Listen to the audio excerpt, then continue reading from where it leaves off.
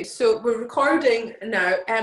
One other thing that I might want to say as well, I don't know if you guys are on some of these yoga teacher Facebook forums and things like that. And yeah, Kerry, you saw that I put that on that forum. Is this a scam? There's a yoga teachers fund going around just now that looks like it could be a scam, because you get an email saying you've been nominated. There's a charity for yoga teachers during COVID times. You've been nominated by somebody to get a payment, and they've verified it. So I've just got to give them just my PayPal name, so no other details, and show them my certificate, and to verify that I'm a yoga teacher. And apparently, if I get it, I'm going to nominate all of you guys. Oh, how amazing is that? So anyway, so that's from one of the forums, but there's a Yin yoga teacher forum. One lady, right? So I'm not judging her, right? There's no judgment ever in this room. But this was another one where I was like, right, yeah, I'm definitely not going to do that. So she was videoing herself. There's a lot, even in the yoga world, there's a lot of selfie people. But she was videoing and going, oh my God, I've just come out. So it's American, so I'm not very good at American accents. She was like, oh my God, I've just come out of my yoga class. She was teaching a Yin yoga class, and she practiced with them and fell asleep halfway through. And she woke up 45 minutes in with all her students going, wake up, wake up. Because she was doing it online. So she woke up, and apparently she'd been sleeping for 45 minutes. I wouldn't have stayed for 45 minutes shouting, wake up. I would have gone, oh, all right then. But yeah, and she thought it was hilarious. And I'm like, oh my God. But my teacher, I know that I'm sure you're one as well, Laura, probably told you not to practice. If you're doing like deep restorative or Yin yoga, yeah, you demonstrate. So you demonstrate, and you maybe go half into it. You wouldn't go into it the way you normally would if you were practicing it. That's why, as yoga teachers, our teachings you should never think that's your personal practice. There's a lot of yoga teachers out there who think that because they've taught 4 classes in a day, they don't have to do a daily practice. It's completely not right. Yeah, so she did her yoga, she did all the Yin and fell asleep because she was so relaxed. So don't practice it. So you demonstrate, and then you can kind of be half in it, but you've got to keep an eye on and even if you're doing online, I'll like go into it and I'll keep checking, because you might see somebody might be feeling really restless, and and you can maybe pick up that somebody's not 100% themselves, so you can private message them later and say, is everything okay with you? I saw that you're a little bit restless. It's about being able to hold other people's space, so you need to be able to hold your own space.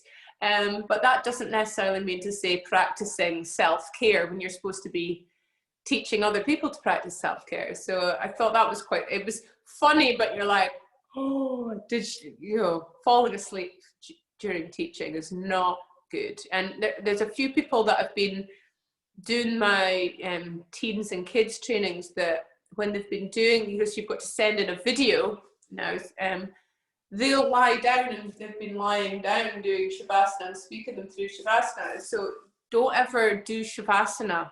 You guys will know this as teachers, but because the teens and kids, they didn't have to be yoga teachers first.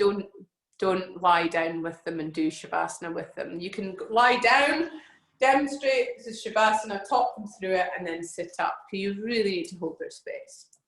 Okay, so I'm going to stop gibbering about that, but that was just general stuff that, yeah, I thought was important to share. Because if you're teaching a vinyasa class, I will practice with my, if I'm doing Kundalini flow, I want to be able to feel the energy so I can share it with my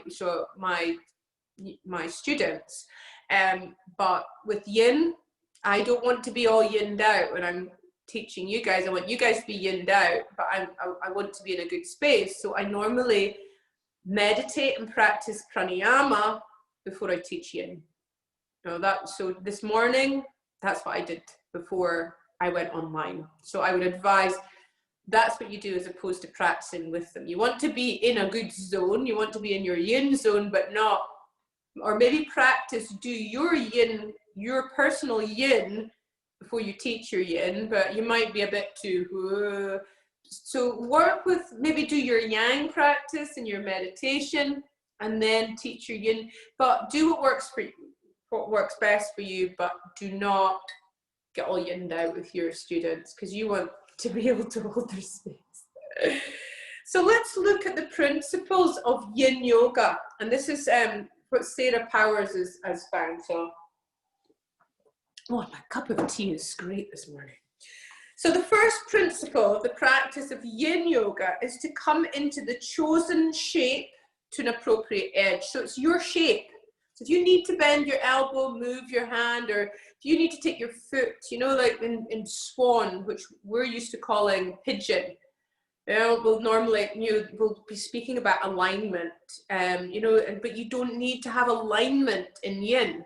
So if you feel more comfortable in your hips by taking your foot away from you or taking it closer into your body so that you get more of find your own expression and your own edge, it doesn't matter what you look like, okay? So remember that. So once you come into poses non-aggressively and sensitively, allowing the breath to remain slow and unelaborated, which means no ujjayi, if you're used to being an ujjayi freak like me, so you can detect the appropriate depth of sensation that you feel you can tolerate. So if you attempt to take on too much intensity too soon, which is a lot of our A-type personalities, the Ashangas let's really pull into this, our inner state or a mood of resistance will actually hinder the chi flow. So it causes more energetic disruptions. So if, on the other hand, we don't exert enough tension, avoiding any strong sensations, so you need to find an edge. You don't want to go, this is really comfy. That's more restorative. You need to find an edge that you're doing something.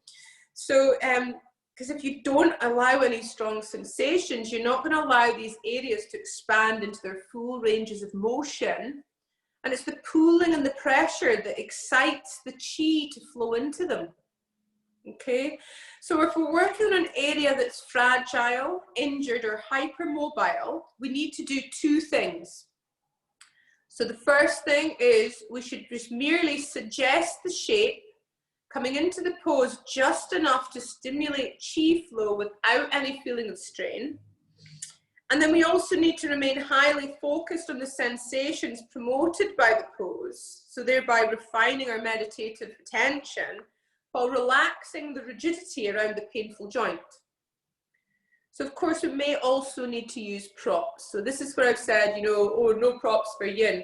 If there's injuries or if there's pain, obviously you saw that I've got a bony front bit, so I put, if I'm having to do some things, if I'm doing the seal, I find it is uncomfortable, so I use a cushion. And that's not cheating. So allow for modifications and variations to support damaged or destabilized areas, okay? So you're not gonna keep yourself in pain or be really uncomfortable just for the sake of it because, you're not like props. So it's the same with teaching, practicing vinyasa. We don't normally, but you can, and it's okay to get a block and stick it under your bottom and open up your hips. It's the same with yin. You can use props if your students need to, but if they don't need to, you need to find an edge. You need to feel that sensation. So the second part, so the first part is finding your edge. Okay, find your edge.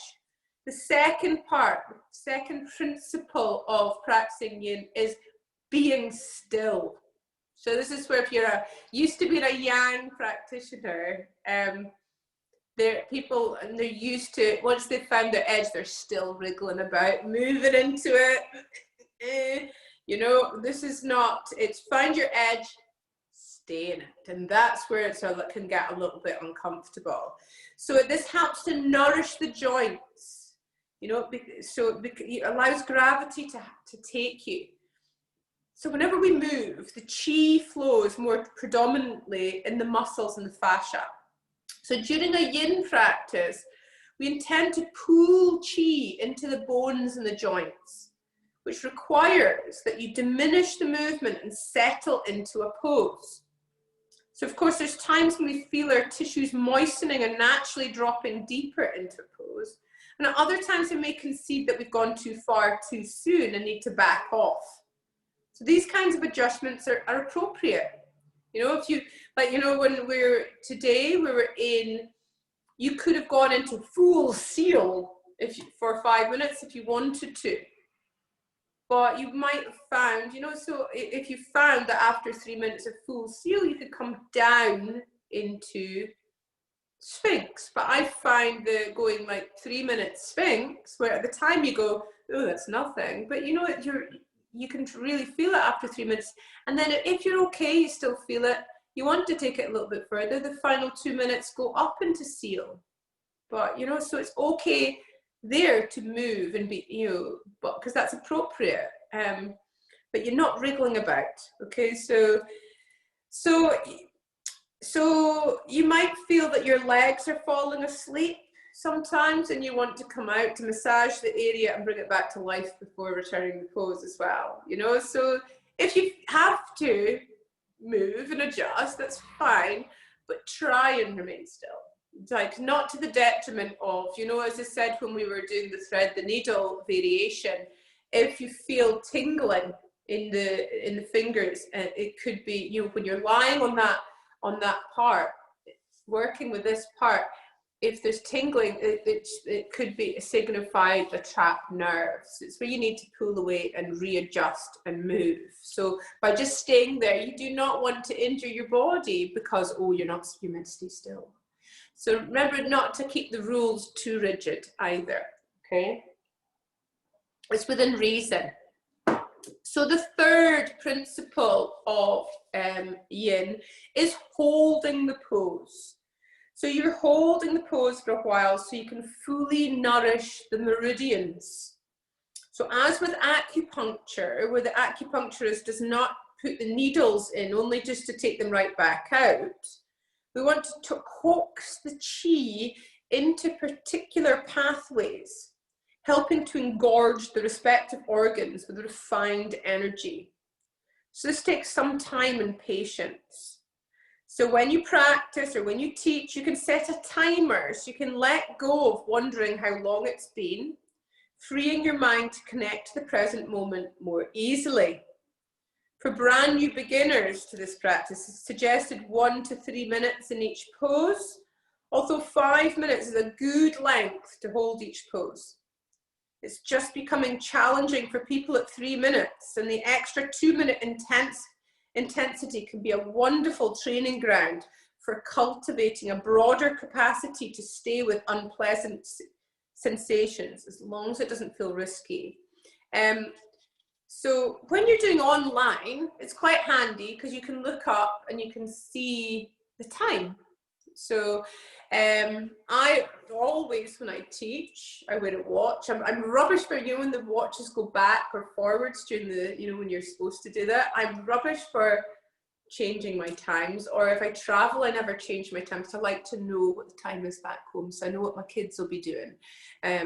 So I can, you know, but so most of my watches, just now my watch is telling me it's almost 10:15 because I haven't changed my watch. So, but I know the general, so my friends and family make fun of me for never having a watch. I've got watches, none of my watches have the right time. I don't know what that means. It's, but I need to sort my shit out, really. You can even say to your students, if you're doing it not online and you don't have, you know, you can't just look and see the time. If you're doing it from your computer as well, you're not going to see the time. And if you don't have a watch on, because sometimes it can be about, especially if it's not digital, so you've got to try and guess, like, is that 3 or 5 minutes? So you'd be looking at your phone for the time. You can put it on timer or for the phone, but warn your students before, like just say, you know, I'm going to time your poses. So if you look up and you see I'm on my phone, I'm just checking the time. Because, you know, especially COVID times, you probably noticed there's so much pitchforking and blame or shame stuff. Everyone's looking to catch somebody out doing something wrong. I don't know what it is just now, but you'll catch people looking up because they're just checking, because there's too much silence going on. So they'll be like, oh, check up, check. And if they look at you looking at the phone, they'll think that you're scrolling through your Facebook or something, which, you know, I know none of you guys would do, and I don't do it. And it's like, yeah, you sometimes need to check your phone to see what the timings are, and that's perfectly fine.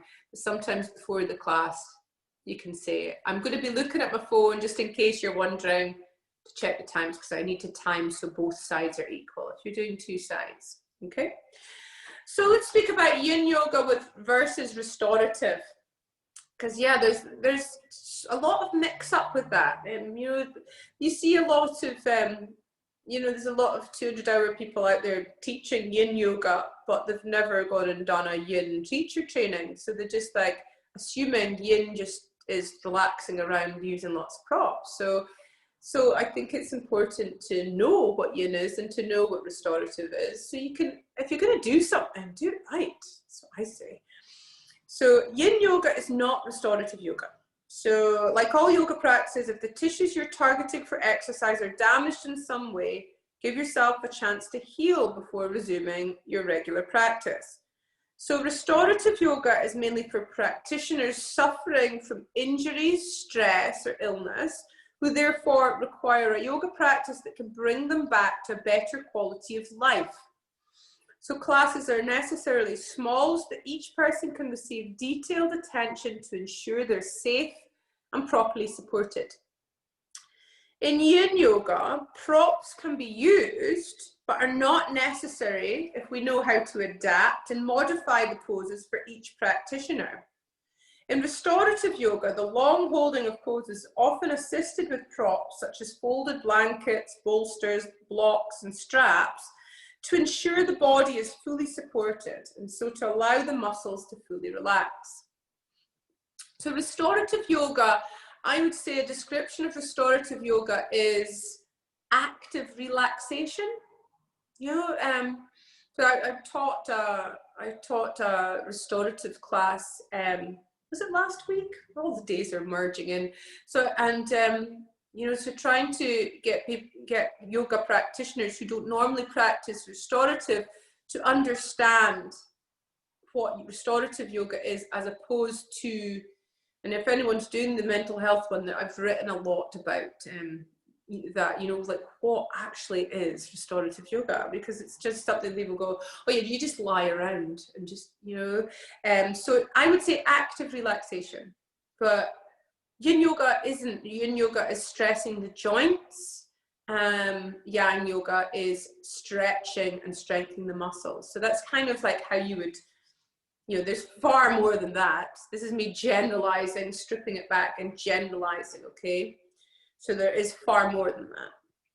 So both styles of yoga, yin and restorative, are practiced mainly on the floor at a slow pace, and poses are held for longer than other styles, but the purpose of the practice is different. So yin yoga poses are meant to stress the target areas in order to reach the deep layers of connective tissue by using the form, the asana, made by the own body of healthy practitioner with no active injuries, while restorative yoga poses are intended to allow the body to relax completely with no stress anywhere, supporting all the muscles with props so the passive healing of active injuries can happen. Okay, so that's just, so it's nice to know that, I just think. So let's look at the benefits of yin yoga. We know what the benefits of yoga in general are, especially because you practice yoga. So let's look at yin yoga. So the physical benefits is that they improve the range of motion and flexibility. They passively lengthen our muscles through stressing the fascial bags that wrap the muscle fibers. And this can be especially useful for the larger, more stubborn muscle groups, such as the hamstrings and the adductors. We're going to be working with the adductors this afternoon. Just thought I'd let you know. So it's good for reducing adhesions, which restrict movement between the sliding surfaces of our muscles. It stimulates the growth of fibroblasts, which are the cells responsible for creating collagen, elastin, and the water-loving molecules that hydrate our tissues and joints. It's anti-aging as well, which is always good too. So it makes our ligaments thicker and stronger through greater collagen production. It improves lubrication through greater hydration of our tissues, which allows joints to move and fascia to slide more easily. It keeps our skin younger looking through hydration, which provides room for cells to migrate through the extracellular matrix. And it compresses the extracellular matrix to liquefy the ground substance, which is often in a gel-like state, allowing toxins to flow out of the tissues. So some of you Ayurvedic practitioners now will know how great that is to remove ama from the body, okay? So stimulating the chondrocytes and the osteoblasts, which create cartilage and bone, helping to reduce degeneration of these tissues. So anyone who, you know, we've got a genetic disposition to osteoporosis. So it's very much a great one for members of our family practice, except I'm the only one. So we're going to re-establish the normal lordotic curves in the spine, specifically in the lumbar, but also in the cervical spine. So you're really getting the curves in your spine to just go back to where they should be, because you're stressing the spaces in between them as opposed to working with the muscles. You're preventing or reducing contracture where the ligaments in the joint capsule shrink and reduce the joint's mobility. So you're reducing osteoporosis, which are dangerous reductions in bone density. Reducing fixation, which is a condition that limits the movement of our joints and prevents fusion, which can be a permanent loss of mobility in the joint. So let's look at the energetic benefits. So yin yoga will reduce stress. It activates your rest and digest system. It improves your heart and lung function. It lowers blood pressure, and it leads to a happier and healthier life. Just makes you want to practice it all the time. So it awakens, enhances, and balances prana. It slows the whirling thoughts of the mind. It stimulates and awakens the kundalini energy. It stimulates the production and flow of chi energy. It nourishes the organs through acupressure via compression of the meridian lines. So today we were compressing the meridian lines of the upper meridians today. So we were working with the heart meridian. Whereas later on the afternoon today, we're going to work with the lower ones. So there's the outer and the inner parts of your body. We're going to really speak about these, and I just find it really interesting. If you're used to learning anatomy and yoga from the Indian perspective, looking at the Chinese medicine perspective is really interesting. I studied Feng Shui as well. So it just all makes sense. Everything starts to, it's like how the more you learn, the more you realize you have to learn, but the more you learn, the more you realize everything is connected. So we're going to take it further anyway. So it replenishes the store of Jing in our kidneys, which in turn helps all of our organs function properly. It creates internal pulsed magnetic fields that can restore cellular health. And it turns off the sympathetic nervous system, fight or flight. And it turns on the parasympathetic nervous system, the rest and digest.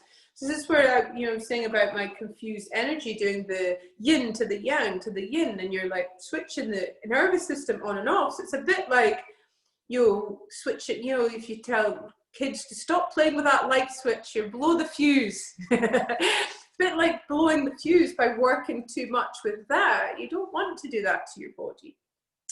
So let's look at the mental and the emotional benefits of yin now. So the act of practicing presence, of being mindful of what is happening right now, can help us physiologically, energetically, and mentally or emotionally. So our stress begins to evaporate as soon as we pay attention to our breath and allow it to slow down. So when our stress level declines, we reap many health benefits.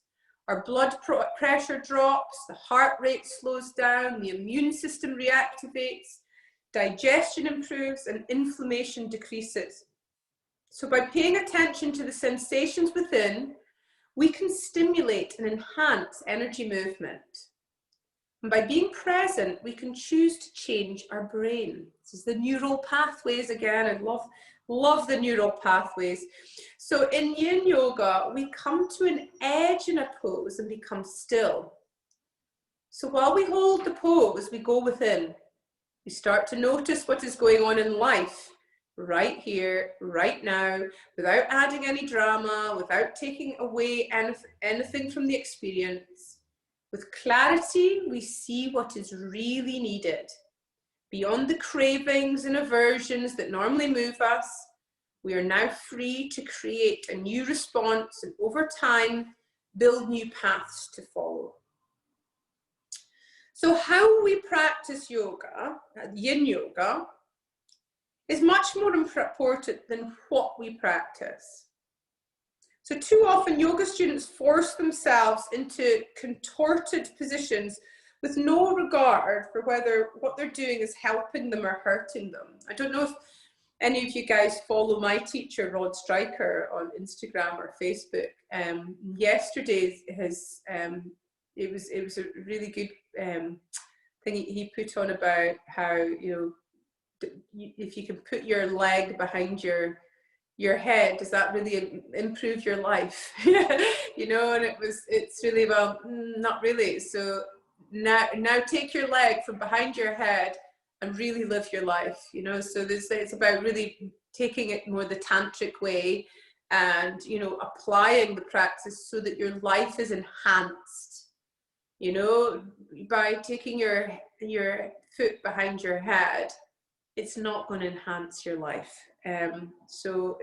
What we're trying to do is do things that mean that our life is going to be enhanced and we're going to be able to be the best versions of ourselves than we possibly can be. The tantric way as well. So too often yoga students force themselves into the contorted positions with no regard for what they're doing. So yoga was never a competitive sport. It's an inward practice and it's designed to build awareness, non-attachment, equanimity, and contentment.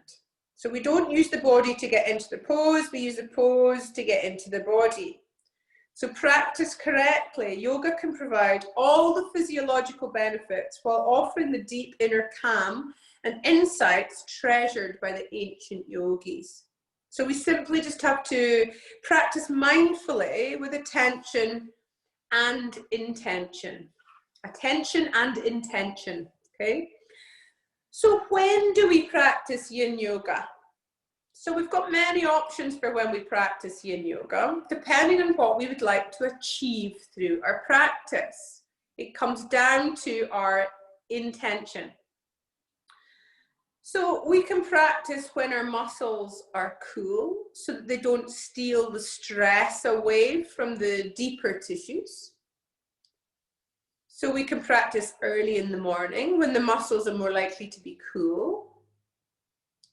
We can practice later in the evening before bed to calm the mind before sleep. We can do it before an active yang practice, before muscles become too warmed up. We can practice it in the spring or summer to balance the natural yang time of the year.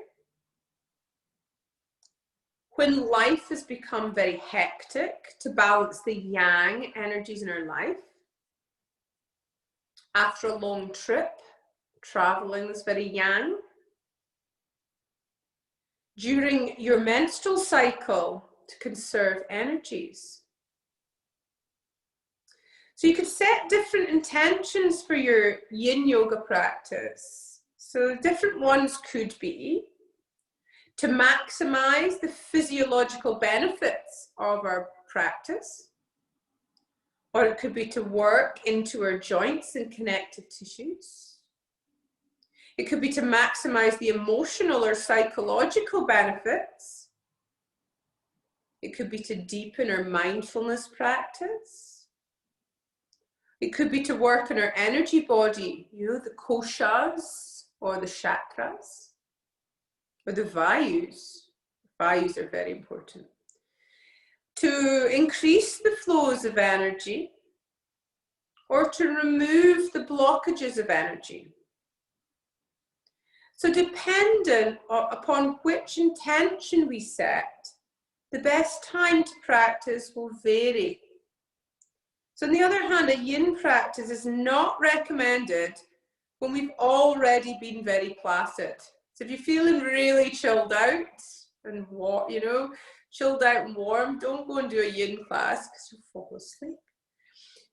So after sitting at a desk for 8 hours on a dull winter's day, this is, which is very kapha, this is me speaking about Ayurveda now, a more active practice may create balance much better than a yin practice. And I hear so many yoga students, not trainees, more students say, oh yeah, came home, it was so lovely, I came home from the office, been working all day, then I meditated in a nice yin. And you're thinking, if they're just your students, you can just go, oh yeah, very nice.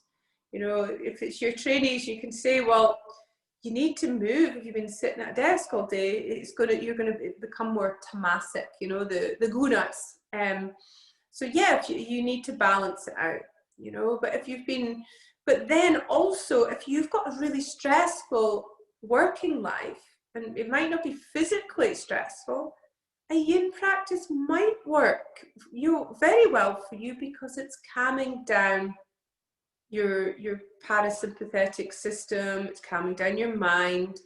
So think about what the intention of the practice is, okay, and what you want to achieve for it. So listen to your inner guide, because that's going to give you your best answer. I was speaking to you about my inner guide yesterday, and it's very much the more you work with use your asana to find your pranayama, so it's the breath is the bridge to the mind is the bridge to the soul. So I found that my daily practice, I work with my asana to connect with my breath, and then I work with pranayama, and then with my pranayama, I guide myself into my meditation. The more you're in your meditation, the more you can connect to your subconscious and to what your soul really needs in that sense. So, and then you can figure out what you really need, or what you need to let go of sometimes, or what you need to take action on too as well. And it might not necessarily be what you thought it was. So before you practice, so even though yin yoga is considered a gentler practice than yang, it's important to consider common precautions. Okay, so this is common precautions of before you practice yin. So if you or your students are pregnant or have serious health concerns such as a joint injury, recent surgery, epilepsy, diabetes, cardiovascular disease, be sure to discuss your intention to practice yoga with the doctor, okay? So don't eat anything for at least 1 or 2 hours beforehand. No big meals, at least 3 hours before you practice. Before you begin, it's nice to have a shower or a bath. But I normally have my bath afterwards. I do my yin, and then I have my cozy bath and do my Ayurvedic oils. So that's just what works for you. And it goes without saying, it's empty your bowels and bladder. You're not going to start doing yin when you need a poo, really, are you? You don't need to be told. You're all grown-ups. This is me finding myself hilarious there, sorry. So if you're practicing in the morning, give yourself at least 30 minutes after rising before starting any yoga practice. Because yeah, you want to go back to sleep. So make sure you're alert, have a cup of tea first. I can't do anything without having a cup of tea. So if you're already physically exhausted, keep the practice brief and gentle. Avoid practice if you've had a lot of sun that day. Wear loose, comfortable clothing so your body is not restricted, and you're not going to generate heat internally. So always make sure you're wearing extra layers of clothes. So, I've got my layers on and cozy socks. Oh, they're a bit dirty, sorry, they're a bit grotty. 3 cats in my house. So I've cleaned my floors, always have grotty feet. So yeah, always have your cozy socks on, and if you're going to a yin class, bring a blankie, have like blankets and cozy stuff, because there's nothing worse than trying to relax but you can't get your bones warm. This is me being a right wifey here, but I would say it's quite nice as well, because I have had a cozy bath first and then done my yin and then going to bed. So whatever works for you in that sense, but yin is a good evening thing to do for me, because my brain is always going, I'm always busy. So like yoga nidra and yin are my evening go-tos. Okay, but if that's not for you, if you find that yin in the morning works for you, that's great. I'm not a morning person. So if I go up first thing, and so I get up and do my yang practice and my meditations and my cacao rituals and otherwise I'd be like total mutant in the morning. So figure out what works for you, okay, and have props that you may need, especially to sit up for meditation. So I make sure I've got cushions around, because like just in case if I'm doing the seal. So have things like that around, and that's the great thing just now about online yoga. Most people are in their living rooms, and you don't need all you don't need all the snazzy props. You don't need the Lululemon outfits. You don't need the expensive yoga mats. It's you don't have all the gear and the idea. That's what they so you can grab cushions and blankets if you need them. That's what it's about. It's very much not being attached to that as well. So remove obvious distractions. So if so I normally don't let my cats in, but last night, as I said, I did cat yin yoga. So if you like having your cat on your chest doing shavasana, go ahead. If it's not a distraction, but if make sure your phone is if you can't have it on airplane mode, if you're on it online, but just make sure that you're I think you can have it on a do not disturb if you go into your settings.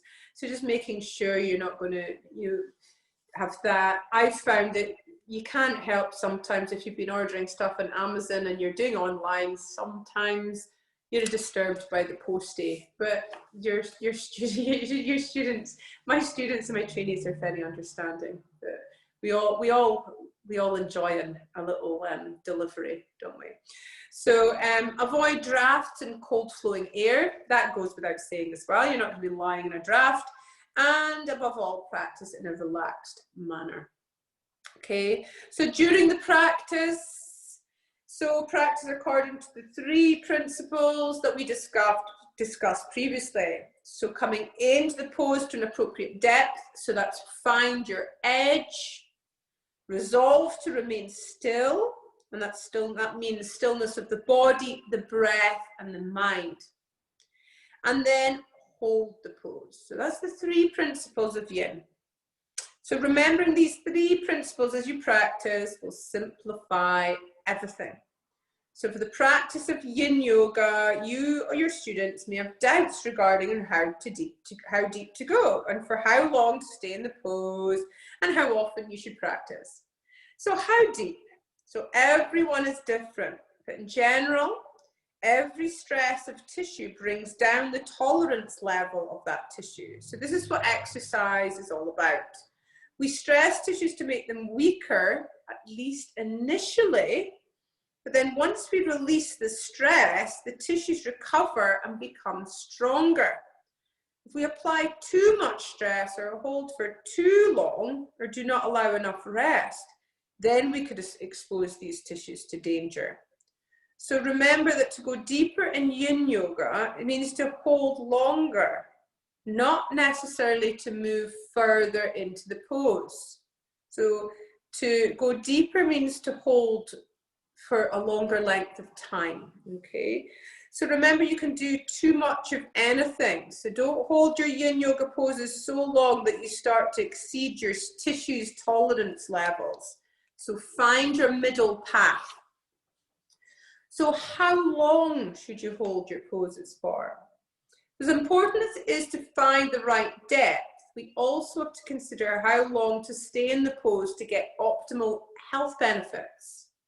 Okay, so some students can stay much longer and others may need to come out earlier. So when you practice on your own, it's a good idea to use a timer or a stopwatch, and 3 to 5 minutes may work. But I find practicing and teaching, I use 3 to 5 minutes. I think less than 3 isn't yin, and more than 5 can be, quite, it's sometimes too much if you're just teaching an hour's class for your students. I have, in my personal practice, I've gone longer, and that if you want to go longer, that can sometimes be a bit more Scaravelli, if anyone's ever practiced Scaravelli. One of my friends teaches Scaravelli in France, and I've been to a few of her classes, and I must find out, it helped with opening my hips because it does open up the joints, but I must find it wasn't for me in the fact that in an hour we did, was it 2 or 3 poses?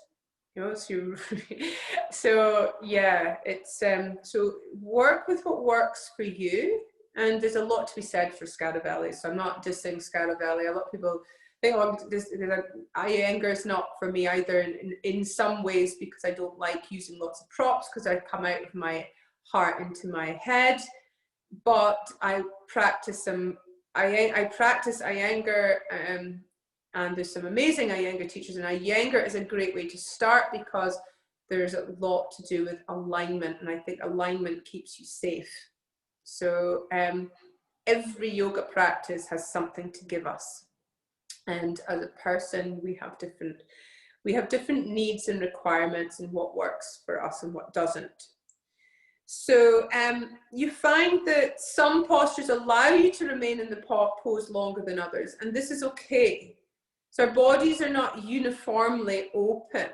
So it might be better to stay in a challenging pose like saddle, but saddle is Virasana, hero pose, for less time than in a simpler pose like butterfly. Butterfly is Baddha Konasana.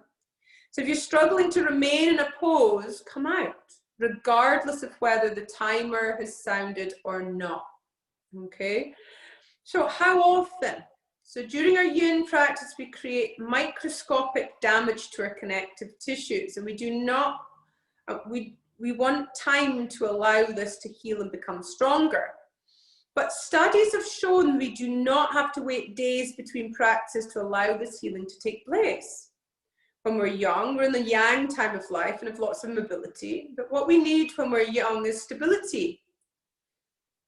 we need yang exercises, but as we age and we get older, we move into the yin time of life and we get stiffer. So what we need when we're older is mobility. So for when we're young, we need stability. When we're old, we need mobility. And the older we get, the more we should be doing yin yoga daily. Okay? So it's not going to harm you doing yin yoga daily, okay?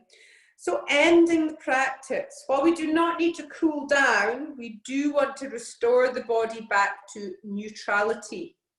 So once we've completed our last pose, it's time for rest and then a transition back to the world. So this is Shavasana. There's a two-part to any exercise, stressing the body and resting the body. So most teachers and students spend a lot of time learning how to stress the body. Equally important is Shavasana, the relaxation period at the end. And unfortunately, too many people are unaware of the need to balance stress with rest. And they may skip Shavasana, or they may shorten it too much. So it's better to shorten the other asanas and keep the full amount of time available for Shavasana. Okay, so that's it coming up for 11:45. It's good timing. So we're going to, in the afternoon, we're going to do a practice, so make sure you're all cozy and comfy. We're going to do a bit of a longer practice that's going to stimulate the lower meridians, and then we're going to talk about the meridians. We're going to take it deeper, but this afternoon we're going to talk about the meridians, and we're going to do a practice that balances the lower meridians. So a practice this morning was to balance the upper meridians, and we're going to learn more about what that actually means. Because you can say, oh yeah, upper meridians, lower meridians, it sounds very professional, but you're thinking, what the hell is she on about? What difference does that make to me? So that's what we're going to do this afternoon. So I'm going to take you off record. And